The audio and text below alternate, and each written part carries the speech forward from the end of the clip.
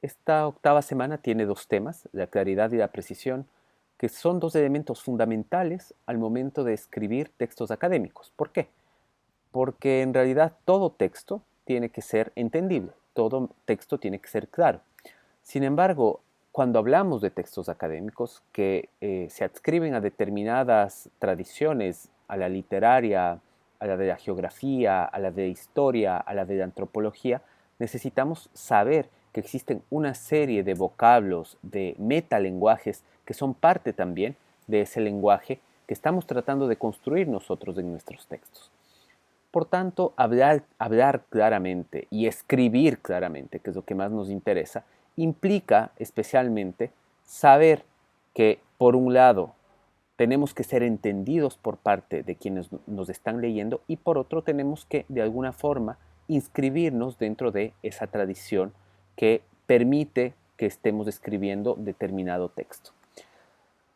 Es muy importante en este sentido, para entender la claridad, sobre todo, dar cuenta de que tenemos que, de alguna forma, entender que el lenguaje no solamente se aprende por vía de comunicación cotidiana, sino también por vía de estudio. Por eso estamos, de alguna forma, teniendo esta asignatura. Porque es muy importante que refresquemos ciertos conocimientos, que veamos cuáles son las normas, las reglas, las herramientas que de alguna forma la lengua pone a nuestra disposición, perdónenme, para que podamos seguir adelante haciendo un buen uso de esta. Respecto a la claridad, vamos a abordar básicamente dos consejos que nos sirven para escribir mejor. El primero es tratar de evitar las palabras comodín. Ya verán justamente cómo estas palabras sirven para ejercer como una suerte de cajón desastre. Es decir, son palabras que permiten designar una serie de otras palabras. Y sin embargo, este ejercicio que puede ser interesante desde una perspectiva de economía de la lengua, hace que se pierda la riqueza de una lengua como la española.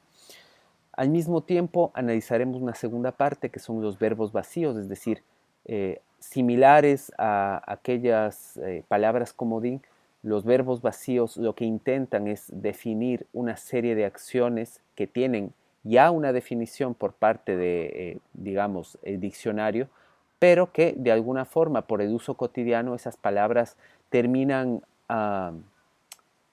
agrupando, si ustedes quieren, a otras definiciones que bien podríamos usar. Por tanto, para hablar de la claridad, vamos a utilizar estos dos consejos que creo que serán importantes para ustedes.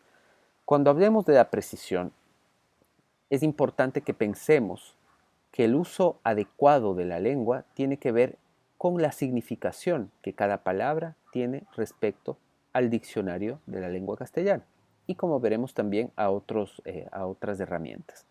En este sentido, me interesa sobre todo ahora en esta época contemporánea donde nos encontramos a través de vídeos, donde hablamos gracias a foros, gracias al correo electrónico, es decir, estamos interactuando todo el tiempo en la red, que las herramientas que analicemos sean justamente herramientas que partan desde allí. Yo creo que casi ninguna de nosotros hoy en día está utilizando ese diccionario tradicional que teníamos en casa las estanterías junto a otros libros, sino que ahora podemos utilizar justamente las herramientas que la Real Academia de la Lengua Española nos otorga y que están en la red. Justamente vamos a analizar tres de estas herramientas: el diccionario de la Real Academia de la Lengua, el diccionario panhispánico de dudas y finalmente el Fundeu, que como ustedes verán es una herramienta muy interesante, sobre todo para el español contemporáneo. Piensen ustedes que con todo el influjo de Internet, con todo ese poderío que ha tenido la lengua inglesa, que es básicamente la que ha regido lo que es el Internet y es el lenguaje principal al menos de esta gran red, el lenguaje español se ha visto de alguna forma atacado.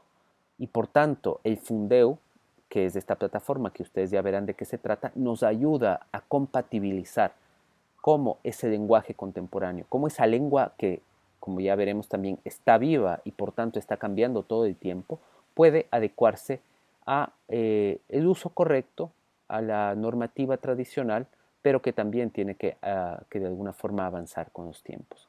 Este será, como les digo, el último video que verán ustedes. En todo caso, como eh, ya se imaginan, la clase sigue más o menos con la misma metodología y por tanto les deseo una buena semana y que si tienen cualquier duda me la hagan saber, sea a través del foro o sea a través de el correo electrónico. Que tengan una buena semana.